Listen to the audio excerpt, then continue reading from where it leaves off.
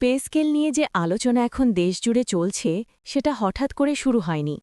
দীর্ঘদিন ধরেই সরকারি চাকরিজীবীরা বলছেন বর্তমান বেতন কাঠামো দিয়ে স্বাভাবিক জীবনযাপন করা কঠিন হয়ে পড়েছে।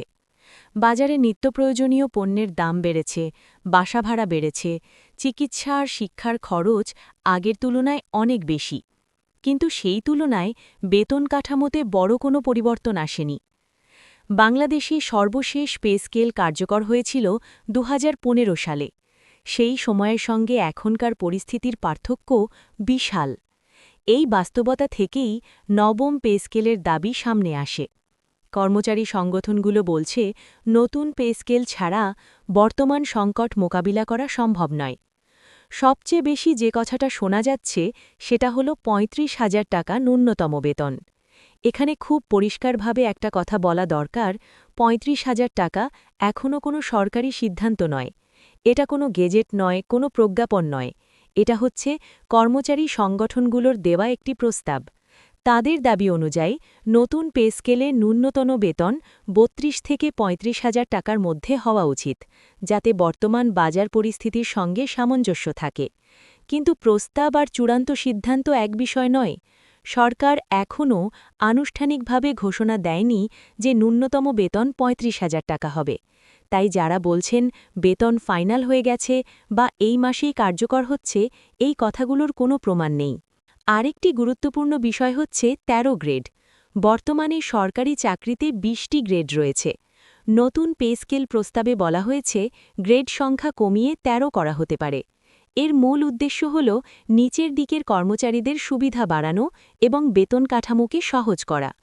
এই প্রস্তাব নিয়ে আলোচনা হয়েছে, মতামত এসেছে, কিন্তু এখানেও বাস্তবতা একটাই, ১৩ গ্রেড এখনও চূড়ান্ত হয়নি। কোনো কাঠামো প্রকাশ হয়নি, কোনো গেজেট হয়নি। এখন প্রশ্ন হচ্ছে সরকার আসলে কি ভাবছে। সরকারের পক্ষ থেকে বলা হচ্ছে পে স্কেল বিষয়টি গুরুত্ব দিয়ে দেখা হচ্ছে। দেশের অর্থনৈতিক অবস্থা, রাজস্ব আয়, সামগ্রিক বাজেট পরিস্থিতি সবকিছু বিবেচনায় নিয়ে সিদ্ধান্ত নিতে হবে। সরকার এই দাবি সরাসরি নাকচ করেনি, কিন্তু এখনও নির্দিষ্ট কোনো সময়সীমা বা অঙ্ক ঘোষণা করেনি। এই অনিশ্চয়তার সুযোগেই নানা গুজব ছড়াচ্ছে। সামাজিক যোগাযোগ মাধ্যমে কেউ বলছে পে স্কেল পাশ হয়ে গেছে, কেউ বলছে ৩৫,০০০ নিশ্চিত। বাস্তব কথা হল গেজেট ছাড়া কোনো কিছুই কার্যকর নয়। যতক্ষণ পর্যন্ত সরকারি প্রজ্ঞাপন না আসছে ততক্ষণ সবকিছুই আলোচনা বা দাবি পর্যায়ে আছে। এখন সামনে কি হতে পারে সেটা নিয়ে বাস্তবভাবে ভাবলে কয়েকটি সম্ভাবনা দেখা যায়। সরকার নতুন অর্থবছরের আগে বা পরে পে স্কেল নিয়ে চূড়ান্ত সিদ্ধান্ত নিতে পারে। আবার পুরো পে স্কেল না হলেও আপাতত কিছু ভাতা বা সুবিধা বাড়ানোর পথ বেছে নিতে পারে। কর্মচারীদের আন্দোলন বা চাপ বাড়লে আলোচনা দ্রুত হওয়ার সম্ভাবনাও থাকে। তবে রাতারাতি সবকিছু হয়ে যাবে এমন আশা করা বাস্তবসম্মত নয়। সবশেষে এক কথায় বলা যায়, নবম পে স্কেল এখনও কার্যকর হয়নি। ৩৫,০০০ টাকা ন্যূনতম বেতন এখনও দাবি, ১৩ গ্রেড এখনও প্রস্তাব।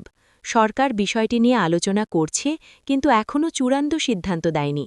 তাই গুজবে বিভ্রান্ত না হয়ে সরকারি ঘোষণার অপেক্ষা করাই সবচেয়ে যুক্তিসঙ্গত।